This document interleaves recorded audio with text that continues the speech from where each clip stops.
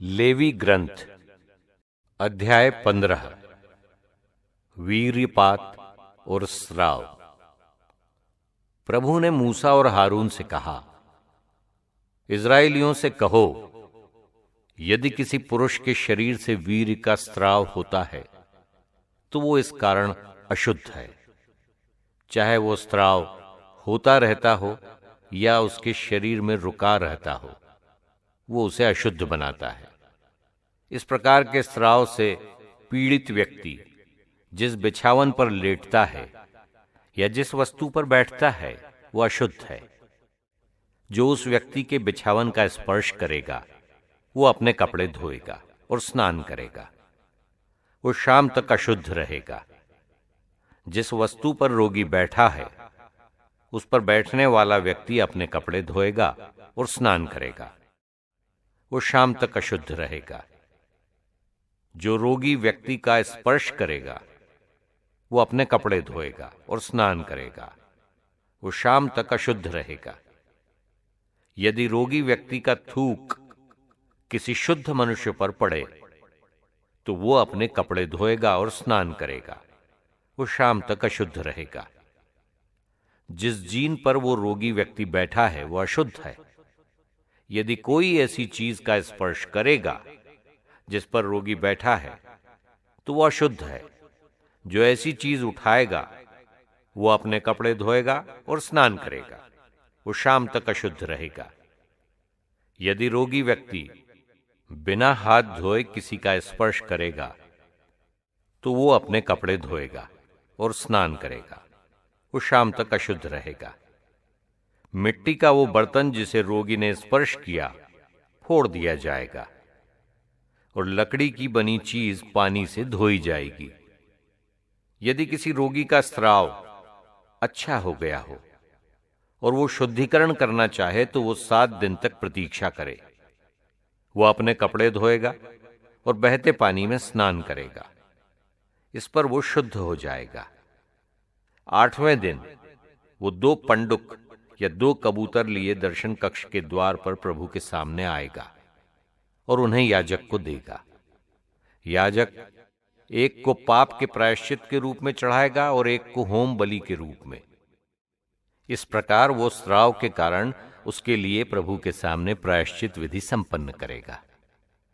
यदि किसी पुरुष का वीर्यपात हो जाए तो वो पानी में स्नान करे, वो शाम तक अशुद्ध रहेगा। ऐसे वस्त्र और चमड़े की वस्तुएं जिन पर वीर्य गिरा हो पानी से धोई जाएं, वे शाम तक अशुद्ध होंगी। यदि कोई पुरुष किसी स्त्री से प्रसंग करता है और वीर्यपात हो जाता है तो दोनों स्नान करेंगे, वे शाम तक अशुद्ध रहेंगे। स्त्री का स्त्राव। यदि किसी स्त्री का मासिक स्त्राव हो तो वो 7 दिन तक अशुद्ध रहेगी और जो उसका स्पर्श करेगा वो शाम तक अशुद्ध रहेगा। वो सब जिस पर वो अपने मासिक धर्म के समय लेटती या बैठती है अशुद्ध हो जाएगा। जो उसके बिछावन का स्पर्श करेगा वो अपने कपड़े धोएगा और स्नान करेगा, वो शाम तक अशुद्ध रहेगा। यदि कोई ऐसी चीज का स्पर्श करेगा जिस पर वो बैठी है तो वो अपने कपड़े धोएगा और स्नान करेगा।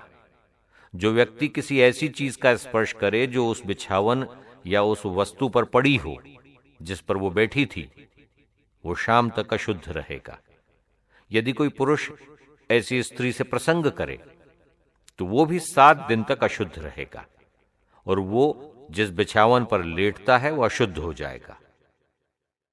यदि किसी स्त्री को उसके मासिक धर्म के दिनों के सिवा अन्य दिनों में अथवा मासिक धर्म पूरा होने के बाद रक्तस्राव होता रहे तो वो उस समय ऋतुकाल की तरह अशुद्ध है। रक्तस्राव के दिनों में बिछावन के लिए मासिक धर्म का नियम लागू है। जिस वस्तु पर वो बैठी है उस पर यही नियम लागू है। वो मासिक धर्म के समय की तरह अशुद्ध है। जो उन वस्तुओं का स्पर्श करेगा वो अशुद्ध हो जाएगा। वो अपने कपड़े धोएगा और स्नान करेगा, वो शाम तक अशुद्ध रहेगा।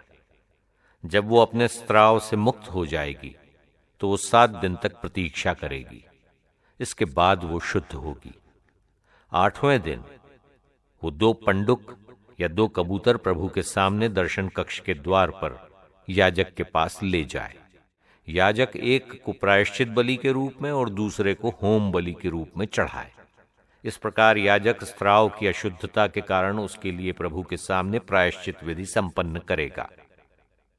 इस्राएलियों को उनकी अशुद्धता के परिणामों की चेतावनी दो।